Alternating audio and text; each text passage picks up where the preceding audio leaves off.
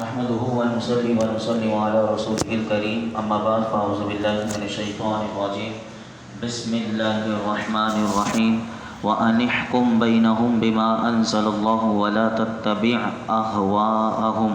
واحذرهم أن يفتنوك عن بعد ما أنزل الله إليك فإن تولوا فاعلم أنما يريد الله أن يصيبهم ببعض ذنوبهم وإن كثيرا من الناس لفاسقون۔ اور اے مسلمان، یہ کہ ان لوگوں کے درمیان اس کے مطابق فیصلہ کرو جو اللہ نے نازل فرمایا ہے، اور ان کی خواہشات کے پیچھے نہ چلو اور ان سے بچتے رہو کہ کہیں وہ تمہیں اس کے بعض احکام سے نہ ہٹا دیں جو اللہ نے تمہاری طرف نازل کیا ہے۔ پھر اگر وہ منہ پھیریں تو جان لو کہ اللہ انہیں ان کے بعض گناہوں کی سزا پہنچانا چاہتا ہے، اور بے شک بہت سے لوگ نافرمان ہیں۔ یہاں اس آیت میں اللہ رب العالمین نے مسلمانوں کو فیصلہ کرنے والوں کو فرمایا کہ اگر اہل کتاب تمہارے درمیان فیصلہ کروانے کے لیے آئیں تو تم ان کے درمیان فیصلہ کرنے کے لیے اللہ کے نازل فرمائے ہوئے حکم کے مطابق فیصلہ کرو، اور اس بات سے ہمیشہ چوکنا رہو، بچتے رہو کہ یہ لوگ تمہیں کسی غلطی کے مرتکب نہ کروا دیں۔ اور اگر یہ اہل کتاب لوگ قرآن سے اعراض کریں، منہ پھیر لیں، تو سمجھ جاؤ کہ اللہ انہیں ان کے گناہوں کی سزا دینا چاہتا ہے۔ جو دنیا میں انہیں کیا سزا ملے گی وہ قتل و غارت گری اور جلا وطنی کے ساتھ ہوگی، جیسے کہ مدینہ منورہ سے سارے یہودیوں کو نکال دیا گیا اور انہیں جلا وطن کر دیا گیا، اور فرمایا جب کہ ویسے ان کے جتنے گناہ ہیں ان سب کی سزا انہیں آخرت میں اللہ رب العالمین دے گا۔ آگے ارشاد فرمایا افحکم الجاہلیۃ یبغون ومن احسن من اللہ حکما لقوم یوقنون۔ تو کیا یہ لوگ جاہلیت کا حکم چاہتے ہیں، اور یقین والوں کے لیے اللہ سے بہتر کس کا حکم ہو سکتا ہے۔ اس آیت مبارکہ کا شان نزول یہ ہے کہ بنی نذیر اور بنی قریظہ یہ یہودیوں کے دو قبیلے تھے، ان میں آپس میں قتل و غارت گری جاری رہتی تھی۔ اب یہ فیصلہ کروانے کے لیے نبی کریم صلی اللہ علیہ وسلم کی بارگاہ میں آئے۔ جب حضور مدینہ طیبہ میں رونق افروز ہوئے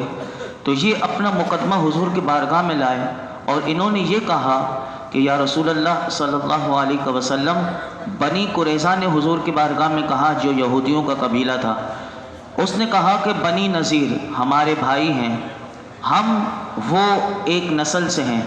ایک دین رکھتے ہیں، ایک کتاب رکھتے ہیں، یعنی توریت کو مانتے ہیں، لیکن اگر بنی نذیر ہم میں سے کسی کو قتل کریں تو وہ اس کے خون بہا میں ہمیں انہیں 70 وسق یعنی ایک بڑا وزن کھجور کا وہ دے دیتے ہیں، اور اگر ہم میں سے کوئی ان کے کسی آدمی کو قتل کرے تو وہ ہم سے اس کے خون بہا میں 140 وسق لیتے ہیں۔ نبی کریم صلی اللہ علیہ وسلم سے فرمایا کہ آپ اس کے درمیان فیصلہ فرما دیں، یعنی ان کا فرق دیکھیں کہ اگر بنی قریظہ نے بنی نذیر کے کسی شخص کو قتل کر دیا تو وہ 70 وسق دیں، اور اگر بنی نذیر کا مر جائے تو بنی قریظہ سے وہ 140 وقت یعنی ڈبل لیتے تھے۔ تو اس کے درمیان وہ فیصلہ کروانے کے لیے آئے تو نبی کریم صلی اللہ علیہ وسلم نے فرمایا میں حکم دیتا ہوں کہ دونوں قبیلوں کے افراد کا خون جو ہے وہ برابر ہے، کسی کو دوسرے پر فضیلت نہیں۔ اب اس پر بنی نذیر جو تھے وہ بہت غصے میں آ گئے اور کہنے لگے کہ حضور سے کہ ہم آپ کے فیصلے سے راضی نہیں، اور آپ حضور کو معاذ اللہ کہنے لگے کہ آپ ہمارے دشمن ہیں، ہمیں ذلیل کرنا چاہتے ہیں۔ اللہ رب العالمین نے یہ آیت نازل کر کے انہیں بتا دیا کہ کیا تم جاہلیت کی گمراہی اور ظلم کا حکم چاہتے ہو، جیسے کہ جاہلیت کی گمراہی میں اور ظلم تو یہی ہے کہ ہمیں ڈبل ملے ان کو کم ملے، یہ لیکن قرآن تو ہمیشہ عدل کرتا ہے۔ تو فرمایا کہ حضور جو فیصلہ کرتے ہیں وہ اللہ کے حکم سے فیصلہ کرتے ہیں،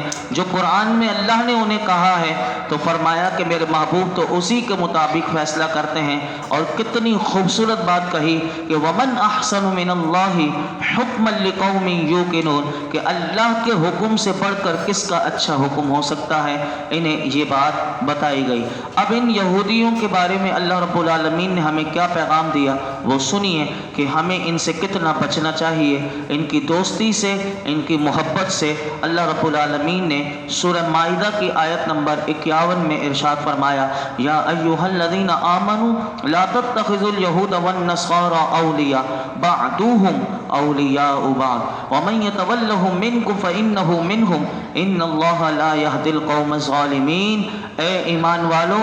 یہود و نصارہ کو دوست مت بناؤ، وہ صرف آپس میں ایک دوسرے کے دوست ہیں، اور تم میں جو کوئی ان سے دوستی رکھے گا وہ انہی میں سے ہے۔ بے شک اللہ ظالموں کو ہدایت نہیں دیتا۔ یہ آیت مبارکہ علماء فرماتے ہیں مشہور صحابی حضرت عبادہ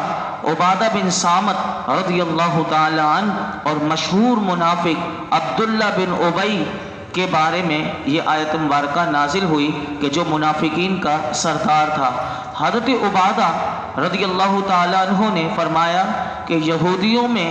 میرے بہت بڑی تعداد میں بہت سارے دوست ہیں اور وہ بڑی شوکت والے، قوت والے بھی ہیں۔ اب میں ان کی دوستی سے بیزار ہوں اور اللہ اور اس کے رسول کے سوا میرے دل میں کسی کی محبت کی کوئی گنجائش نہیں۔ انہوں نے عبداللہ بن ابی منافق کے سامنے یہ صحابی رسول نے اپنی بیزاری کا اعلان کیا۔ اس پر عبداللہ بن ابی جو رئیس المنافقین کا منافقوں کا سردار تھا، اس نے کیا کہا؟ اس نے کہا کہ میں تو یہودیوں کی دوستی سے بیزار نہیں ہو سکتا۔ جیسے کہ آج کے ہمارے اگر پس منظر میں سارے حکمرانوں کو اگر آپ دیکھیں، 52 اسلامی ممالک کے جو ہیں وہ بھی یہی جملہ کہتے ہوئے آپ کو نظر آئیں گے۔ اس کو بڑا غور سے سنیے گا۔ عبداللہ بن ابی منافق نے کہا کہ میں تو یہودیوں کی دوستی سے بیزار نہیں ہو سکتا، مجھے آئندہ آنے والے واقعات کا وہ اندیشہ ہے اور مجھے ان کے ساتھ تعلقات رکھنا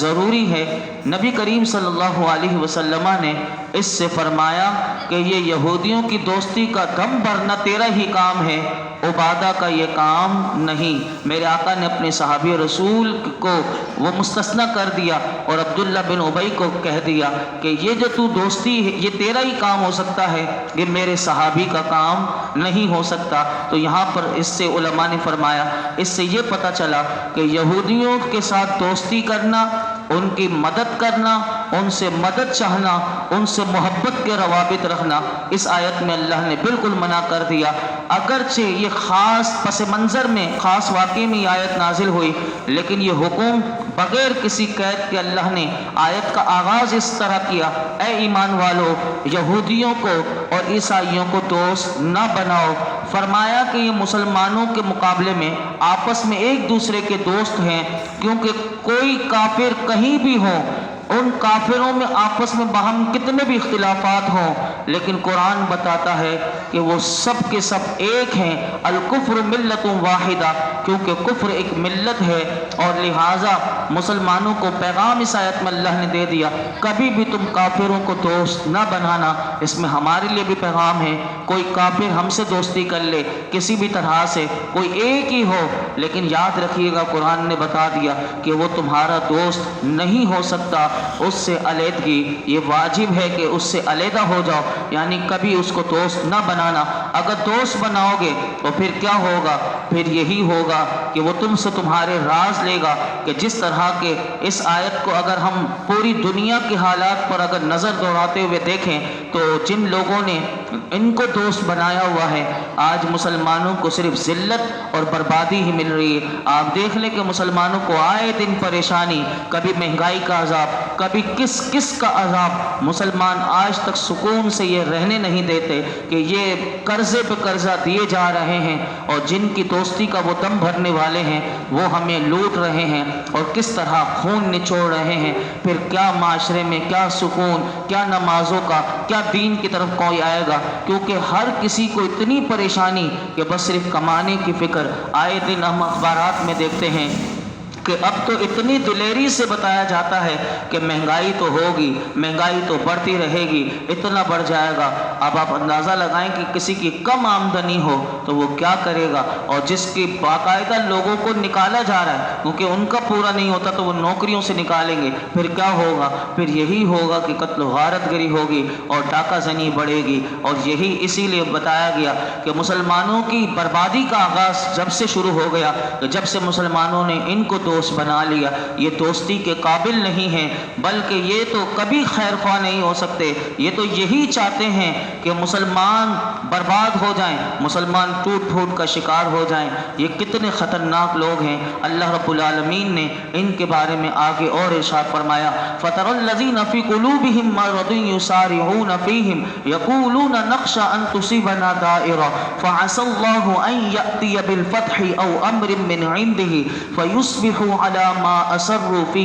أَنفُسِهِمْ نَادِمِينَ۔ تو جن کے دلوں میں مرض ہے تم انہیں دیکھو گے کہ یہود و نصارہ کی طرف دوڑے جاتے ہیں، کہتے ہیں ہمیں اپنے اوپر گردش آنے کا ڈر ہے۔ ترجمے پہ غور کیجئے گا، ہمیں بھی یہی جملے آج کل معاشرے میں سننے کو ملتے ہیں۔ جو ہمارے بڑے ہیں وہ یہی کہتے ہیں اگر ہم نے ان سے دوستی توڑ دی تو پھر ہمارے اوپر اور گردش آ جائے گی۔ قرآن ان کا پردہ چاک کر کے، یہ دیکھیے 1500 سال پہلے نازل ہوا، لیکن ایسے لگتا ہے کہ جیسے آج کے حالات میں یہ آیت نازل ہو رہی ہے، اور اللہ ہمیں ان کے بارے میں بتا رہا ہے کہ ان سے دوستی کرنے والے کیا کہتے ہیں۔ وہ سب سے پہلے قرآن نے کہا کہ ان کے دلوں میں مرض ہے، یہ دلوں کے مریض ہیں۔ پہلے تو یہ یہود و نصارہ کی طرف دوڑے جاتے ہیں اور کہتے ہیں کہ ہمارے اوپر گردش آنے کا ڈر ہے، تو قریب ہے کہ اللہ فتح یا اپنی طرف سے کوئی حکم لے آئے، پھر یہ لوگ اس پر پچھتائیں گے جو اپنے دلوں میں چھپاتے ہیں۔ یہاں پر مسلمانوں سے فرما دیا گیا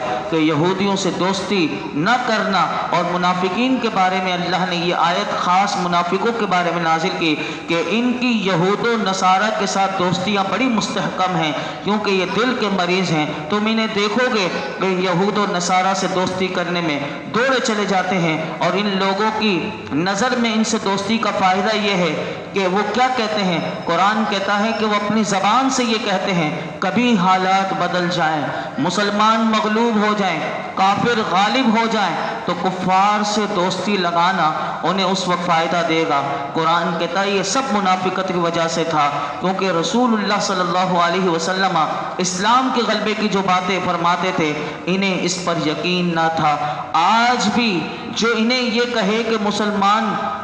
اسلام ہمیشہ غالب رہے گا، لیکن آج بھی وہ حضور کے زمانے میں بھی ایسے ہی تھے، آج کے زمانے کے بھی ایسے ہی ہیں، اور انہیں اس بات پر یقین نہیں، اللہ کی مدد پر انہیں یقین نہیں۔ فرمایا کہ اگر انہیں یقین ہوتا تو پھر یہ کیا کرتے، پھر یہ ڈٹ کر اسلام کی حمایت کرتے، لیکن ہم دیکھتے ہیں کہ یہ اسلام کی حمایت کرتے ہوئے ہمیں کبھی بھی نظر نہیں آتے، یہ دین کی حمایت کرتے ہوئے کبھی بھی نظر نہیں آتے۔ اللہ ہمیں بشارت دیتا ہے قریب ہے کہ وہ مسلمانوں کو فتح عطا فرمائے اور اپنے رسول محمد مصطفیٰ کو کامیاب و کامران فرمائے، اور ان کے دین کو تمام دینوں پر غالب فرمائے، اور مسلمانوں کو ان کے دشمن یہود و نصارہ وغیرہ پر غلبہ دے دے۔ چنانچہ علماء کہتے ہیں یہ خبر سچ ثابت ہوئی، اور اللہ نے مکہ مکرمہ کو فتح دی، اور یہودیوں کو مکے سے بھی نکالا گیا اور مدینے سے بھی نکالا گیا۔ ایسا وہ وقت آئے گا انشاءاللہ، پھر مسلمانوں کو اللہ غلبہ عطا فرمائے گا۔ یہاں پر علماء فرماتے ہیں کہ اس آیت میں پہلی بات تو یہ ارشاد فرمائی تھی کہ اللہ فتح لے آئے، اور دوسری بات یہ ارشاد فرمائی کہ اللہ اپنی طرف سے کوئی حکم لے آئے، جیسے کہ سرزمین حجاز کو یہودیوں سے پاک کرنا اور ان کا کوئی نام و نشان باقی نہ رکھنا۔ یا علماء کہتے ہیں اس سے مراد منافقین کے راز کو کھول کر قرآن میں بیان کر دینا، یہ اللہ نے ہمیں بتا دیا۔ اللہ اپنا وعدہ پورا فرمائے گا، قیامت کے دن منافقین اپنی منافقت پر انہیں نادم و شرمسار ہو جائیں گے، اور سرور دو عالم صلی اللہ علیہ وسلم کفار کے مقابلے میں کامیاب نہ ہوں گے۔ جو ان کی یہ سوچ تھی، اس سوچ پر اللہ انہیں ندامت دکھائے گا قیامت کے دن۔ اور آگے اللہ رب العالمین نے ارشاد فرمایا، ایک آیت اور بیان کر کے میں اپنی گفتگو مکمل کرتا ہوں۔ فرمایا وَيَقُولُ الَّذِينَ آمَنُوا أَهَٰؤُلَاءِ الَّذِينَ أَقْسَمُوا بِاللَّهِ جَهْدَ أَيْمَانِهِمْ إِنَّهُمْ لَمَعَكُمْ حَبِطَتْ أَعْمَالُهُمْ فَأَصْبَحُوا خَاسِرِينَ، اور ایمان والے کہیں گے کیا یہی ہیں وہ لوگ جنہوں نے اللہ کی بڑی پکی قسمیں کھائی تھی کہ وہ تمہارے ساتھ ہیں، تو ان کے اعمال برباد ہو گئے، پس یہ نقصان اٹھانے والوں میں سے ہو گئے۔ یہاں پر فرمایا منافقین کا پردہ کھل جائے گا اور ان کی منافقت آشکارا ہو جائے گی۔ اس وقت مسلمان ان پر تعجب کرتے ہوئے کہیں گے کیا یہی وہ لوگ ہیں کہ یہ منافق کہ جنہوں نے اللہ کی بڑی پکی قسمیں کھائی تھیں اور وہ یہ کہتے تھے کہ ہم دل سے مسلمانوں کے ساتھ ہیں۔ قرآن کہتا ہے حالانکہ ایسا نہیں تھا، ان کے نفاق اور یہودیوں کی دوستی کی وجہ سے ان کو سزا یہ ملی دنیا میں کہ انہوں نے جو اچھے کام بھی کیے مسلمان کہلا کر ان کے تمام اعمال برباد ہو گئے۔ انہوں نے دنیا میں اپنی ذلت اور رسوائی کی وجہ سے، یعنی جو انہوں نے کیا کام اس کی وجہ سے انہیں دنیا میں بھی ذلت اٹھانی پڑی اور نقصان اٹھانا پڑا، اور آخرت میں اپنے اعمال کے ثواب سے محروم کر دیے گئے اور جہنم کا دائمی عذاب پانے کے سبب یہ کل قیامت کے دن نقصان اٹھائیں گے۔ تو ہر قسم کی منافقت سے اور ہر قسم کی ایسی دوستی سے اللہ ہمیں محفوظ فرمائے کہ جس سے ہمارا دین برباد ہو جائے، جس سے ہم اسلام سے دور ہو جائیں۔ اللہ ایسے تمام منافقوں سے، تمام یہود و نصارہ سے ہمارے حضور کی امت کی اللہ تمام لوگوں کی حفاظت فرمائے۔ الحمدللہ رب العالمین والصلاة والسلام علی سید الانبیاء والمرسلین وعلی آلہ واصحابہ اجمعین۔ اللہم ربنا آتنا فی الدنیا حسنہ وفی الآخرۃ حسنہ وقنا عذاب النار۔ یا اللہ پاک جو کچھ ہم نے سنا اسے یاد رکھنے، سمجھنے، عمل کرنے کی توفیق عطا فرما۔ ہمیشہ حق مولائی کریم حق بولنے والا، حق کا ساتھ دینے کی توفیق عطا فرما۔ جب بھی اگر کبھی فیصلہ بھی کریں تو رب کریم ہمیں حق کا فیصلہ کرنے کی توفیق عطا فرما، ہمیں ہر قسم کی جاہلیت سے محفوظ فرما، ہماری جہالت کو دور کر دے۔ اے رب کریم ہمیں ہر قسم کی مولائی کریم مسلمانوں کا خیر خواہ بنا دے، مسلمانوں کا ہمدرد بنا دے، حضور کی امت کے کام آنے والا بنا دے، حضور کی امت کے مولائی کریم بے سہاروں کے مولائی کریم ہم سب کو سہارا بننے کی توفیق عطا فرما، ان کی مدد کرنے والا بنا دے، حضور کے دین کی خدمت کے لیے ہمیں قبول فرما، قرآن و سنت کا صحیح فہم عطا فرما۔ یہود و نصارہ اے اللہ جتنی سازشیں مسلمانوں کے خلاف کر رہے ہیں، اے اللہ ان کی تمام سازشوں کو اس قرآن کی درس قرآن کی برکت سے ان کی تمام سازشوں کو ناکام و نامراد فرما دے، ان کی سازشوں کو خاک میں ملا دے، حضور کی امت کی خیر فرما، حضور کی امت پر رحم و کرم نازل فرما، حضور کی امت سے مہنگائی کا عذاب دور کر دے۔ اللہ ہمارے رزق میں برکتیں دے دے، ہمارے رزق دسترخوان کو وسیع کر دے، ہمیں ہر قسم کی ہر قلت، ہر علت، ہر ذلت سے محفوظ فرما، ہر قسم کی بیماریوں سے، پریشانیوں سے، ناگہانی آفات و بلیات سے، مصیبتوں سے محفوظ فرما، حادثات سے محفوظ فرما، شریروں کے شر سے بچا لے، ظالموں کے ظلم سے بچا لے۔ یا اللہ آج تک جتنی دعائیں کی ہیں آئندہ کریں گے سب دعاؤں کو قبول فرما۔ اس درس قرآن میں یہ جتنے حاضرین موجود ہیں ان سب کی خالی جھولیوں کو، دامنوں کو مرادوں سے بھر دے۔ وصلی اللہ تعالی علی خیر خلق محمد وعلی آلہ واصحابہ اجمعین۔